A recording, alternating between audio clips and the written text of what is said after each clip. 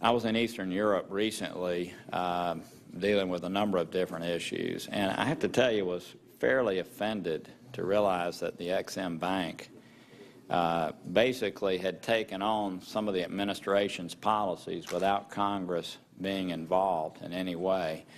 And as I understood, EXIM was no longer financing coal exports.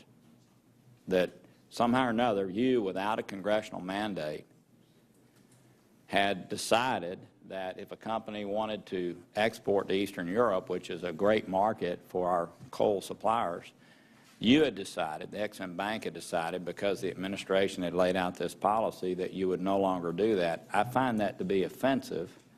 Not that I'm a lover of coal or not lover of coal, but that you would be able to do that. And I wonder if you could respond to why EXIM would take on administration policies when Congress has not legislated that. Well, Congress actually put in our charter 23 years ago that we must take the environment into account before making any loan agreement.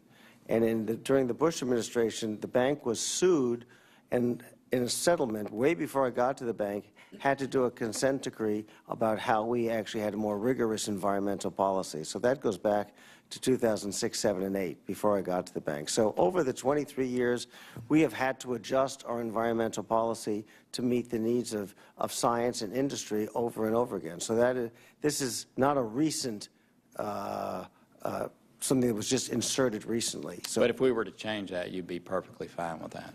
Well, let me say this. I mean, well, we have an environmental standard. That's up to Congress to determine it, and we try and comply with the World Bank, other export credit agencies around the world.